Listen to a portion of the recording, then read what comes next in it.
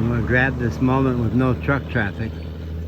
Down by the Carretera here, it tends to be a bad place to shoot videos because like this big truck coming this way is going to be really noisy. This little blue place here is where I hang out with my Coke in the morning. And right next to it there is a tienda that's open. It's dark. They tend to keep it dark. They don't turn the lights on. But it's a little tienda that sells Cokes and yogurt and stuff. And Erica runs it, and she's daughter-in-law of the people who run the O'Reilly restaurant over here. Connected with the hotel, it's the Diamante Hotel, and this is El Diamante, Mexico. And the hotel is managed by Miguel Sr. and especially his son Miguel Jr. And Miguel's wife O'Reilly runs this restaurant, which has been my home base for almost 4 weeks. Because my car, you can see, maybe you can see the big red dump truck down there.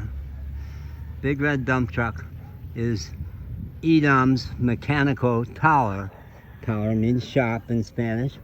And my camper van has been parked there for almost 4 weeks because I broke down on the 15th of June, just about 2 miles down that road, and Edam and one of his buddies towed me in there. So, setting the stage, I want you to know, remember that tienda, because the story I'm about to tell has to do with that tienda. And I love to walk through this magical portal here to the back of the property. I've been here long enough that I am like family now. Yesterday, Alia said, "You don't have to pay for a shower in the hotel. You're family now." And I'm really tight with the 3-year-old, which has been great for me because I don't get to see my grandkids. And the last time I saw my granddaughter, she was 3. So that's been difficult and healing for me. But I love to go back to 3 nuclear families in this extraordinary extended family, and hangers-on like Senor Romero, as he's staying in the hotel tonight. He drives that cab. He's a pretty great guy. And it's been magical for me. And this is the one remaining dog that still doesn't like me. And Miguel told me yesterday, this guy who they creatively call Negro because he's black, Miguel told me he's the one genuine bite risk. Stay away from him. I still have notions that the right treat is going to win him over. So one nuclear family lives in the hotel. O'Reilly, the grandmother, the abuela, the doña of the whole place, whose calming presence keeps everything running, and her husband Miguel live in this house, along with Sarita, who's liable to come through the door at any time, unless she already has, because she's got to open the restaurant. She's one of the servers and lives here. And this is my favorite spot to shoot videos because it's quiet. You mostly can't hear the road. It's calm. Miguel likes to come out and sit in that chair there. That's his shirt. It's a peaceable kingdom, including dogs and cat and 3-year-old and the burro who lives right along that hedgerow there that I've gotten to be really quite good friends with. And beautiful female horse, what do you call that? A mare and her colt live back in there, and sometimes they graze on some fruit that falls off this tree. Chote, something like chote. Doesn't look like a fruit, looks like a vegetable, but I think it's a fruit. And the horses like that a lot. So I'm going to calm down a little. I just got so excited across the street and it's unusual for me to set the stage one place and then charge to another place to actually shoot the video. What went on for me over there just now was a song. Right after I had just talked with Kathy, who's running the tienda today, and she's been my least favorite cashier. We had one run-in one morning when she wouldn't sell me a Coke because I didn't bring the return bottle back. I saw red. But she's getting nicer and nicer, and was nice this morning. And I had just been talking to her about, where do you like to dance? And she gave me a standard answer of, kind of. And I said, I love to dance, and is there any place in Vega, is the nearest town, just a few miles away? She said, not really. I said, you probably got to go to Martinez, right, which is where I went Monday and Tuesday of this week, and is this 56,000 person town. And kind of a rocking place, and I had a blast there. So Kathy this morning did all through Mexico, and yesterday I celebrated my 4th anniversary, 4 months of being in Mexico, which has been in many ways a chaotic, difficult time, and also just full of wonders. I just continually shake myself and go, shit, this looks like Mexico. This doesn't look like any place I've ever been. Some of this terrain, like this terrain, could pass for Texas. It's greener. It's way greener than most of Texas. Because we're in the tropics. We're 250 miles or so south of the border. And I crossed the Tropic of Cancer a couple weeks ago. And so we're pretty far south. We're in the tropics. And papayas and mangoes and avocados and pineapples and bananas all growing around here. So, I'd just been telling Kathy how much I love to dance. And I went sitting out in front by that blue place with the blue posts where I tend to sit with my cigarette. And these days I give a 1 square meal to 2 of my favorite street dog friends who don't come back here because the dogs would go crazy back here. So I was sitting there. I guess I was about to have another cigarette, I guess. And a song came on. And at first I didn't even recognize it because it's been 3 years since I played that song. Gloria Gaynor, I Will Survive.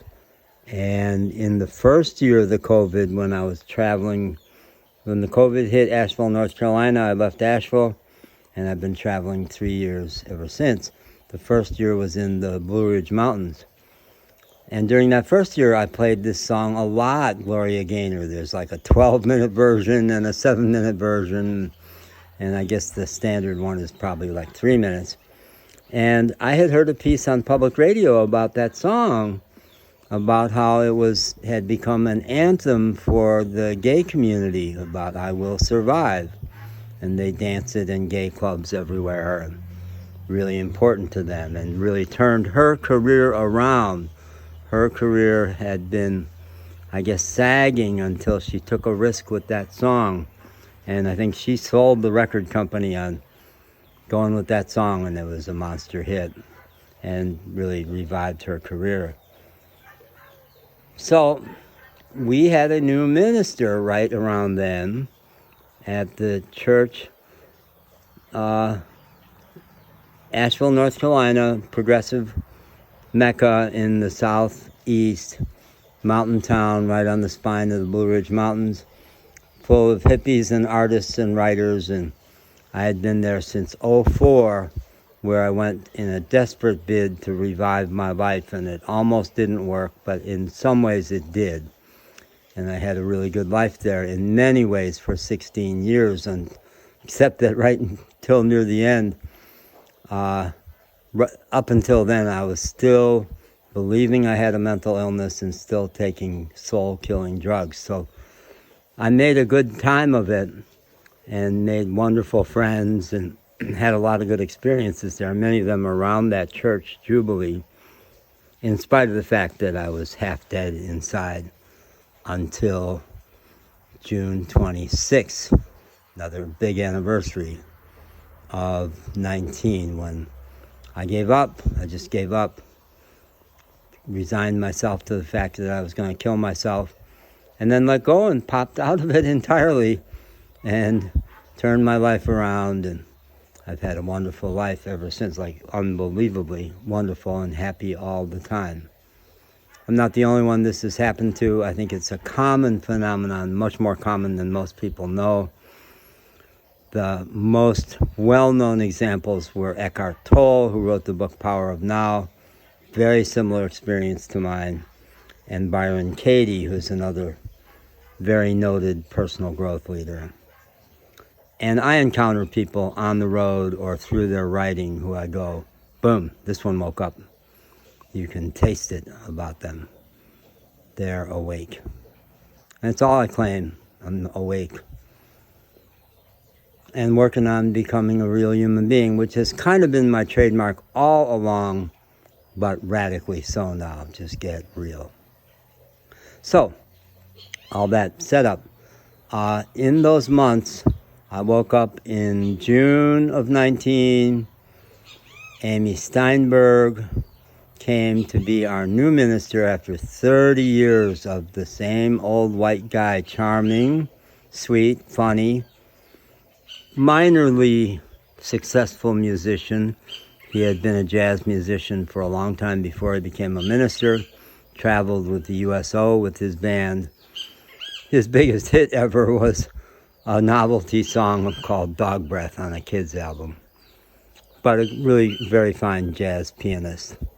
And believed in music, and because he was so identified even more as a musician than as a minister, his church was full of good music, always, and full of artistic performers. Every service there were 2 slots for somebody to offer a gift of music or poetry. I came into my own as a performance poet, ended up working with musicians and doing somewhat phenomenal things with my performance poetry. 3 big concerts. The biggest concert was 150 people at $15 a head. 7 musicians on stage with me. It was one of the greatest experiences of my life. So they hired, when they're going to replace Howard, and the talk had been forever, what happens when Howard retires? Is this place going to fold? Because in many ways it's the Howard show. But a year-long process, many people involved, in some ways the entire community, which was a big-ish community. It was a very popular church, 2 services on Sunday that would draw up to 300 people at each service. So it was a big house to do poetry for, and white, mostly middle-aged or older, progressive, comfortable people, mostly. But interesting, because they're people who moved to Asheville, and it draws interesting people.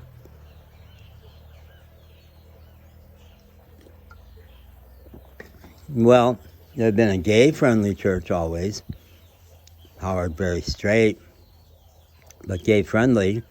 So lots of gay people. And they went way out of their comfort zone and hired Amy Steinberg, and I'll put a link to her Spotify page. She's a big-time musician in many ways, spiritual music, but also rock, and she covers the gamut. At one point I had playlists in my Spotify for Amy does country, Amy does soul. Her music is all over the place. 7 albums on Spotify. She's good. She's really good. And her music blew me away. And she's a really cool, interesting person, big city person from, I believe she grew up in New York or spent time in New York. New York Jew is written all over her, but I know she spent time in Florida and had been in California as the music director of a Science of Mind church. She had never been a minister, per se, but they took a risk with her, a noted lesbian leader out there. So she came long story short, she was way too real. Howard was the ministerial persona to a T. His father and his grandfather had both been United Methodist ministers. He was in some ways a risk taker, but in other ways you never got to see the real deal. And with Amy you did. It was in your face. And her music was so exciting that that place, which had been petering out after 30 years of the same guy preaching every Sunday, got electrified. And it was jammed every Sunday, and Amy had everybody up and dancing. And right near the end of Amy's tenure, because after 6 months, at her 6-month review, which she expected to be a rubber stamp, they fired her. They fired her brutally, and I knew about the plot. I had stumbled on the plot to fire her. Her closest associates, jealous of her popularity, of the love and attention she was receiving, orchestrated the board firing her. But right before that, she started a really creative thing because she's a big-time performer. And to support the performer in us, she offered a class where each of us would take a song and I think karaoke it, basically, polish it, and perform that song. There's going to be an evening of performances, and there were like 15 of us in the class. And that was my song, Gloria Gaynor, I Will Survive. And I ignited around that song. And I think we had all of one meeting of the class before Amy got fired. I only remember one. And each of us brought the song we had worked on. And I'm not a big-time singer by any means, but I adored that song. And I leaned into it. And towards the end, that's why the dogs are going crazy, was because Mafafa, who's the only dog that's got a name, decided to come back and follow me anyway, even though he never comes back here. So the other dogs are going crazy. Hey, baby, you just had to be with me, huh? Thank you. Thank you, I love you. He's a good dog. So, at the end of the evening, we're putting our heads together about what do we think about this show. We were going to have 8 weeks of rehearsal and polishing, and Amy, as a rock star, basically was going to help us really polish. And I had a lot of fun performing my song. I really did a great job. And Amy was the one, I think, who said, well, Majo's song, I Will Survive, that's got to be the showstopper, right? We'll close out with that one. So it's very exciting. And it's all about surviving and claiming your power and being who you are, specifically. Especially the parts that not everybody appreciates about you, like being gay, which through Amy I came out as being bisexual, even though I've never had a gay experience. But in the 3 years I've been on the road, I've come close, and I bet I will eventually. But I love claiming being gay, because I went from being gay-friendly, and I had really quite good friends. At one men's group I was in for years, 3 out of 7 were gay. But to really claim it, no, it's me.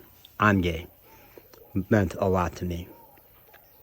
So that song came on across the street, and I went crazy. I have to get... At first, I couldn't even remember what the song was, because I hadn't played it for 3 years. And all through Mexico, they love 80s and 90s American pop. They do. And Kathy, running the shop, usually has Mexican music on. And when I went in to buy my Coke, she had a Mexican station on. But this song came on. And I went in and I just said to her, I just love this song. And I found a private place where I knew she could see me dancing. But mostly I was out of the way, and I leaned into dancing it. And she went over and turned up the volume on her phone, which was driving the music. Thrilling. It's bookends. It has looped back to where I started this trip, to where I am now and reclaiming that song. I'll get that back in my Spotify rotation. Yeah, life is good. And we will survive, and more than survive. Let's thrive. And I'm really looking forward to learning Mexico politics. I'm getting a little less engaged with American politics, which I've been for lots of good reasons, engaged the last 3 years, big time. Still, but I may never cross north of the border again. I just don't know what the future holds for me. And I'm on my way to Mexico City. It's my second next destination.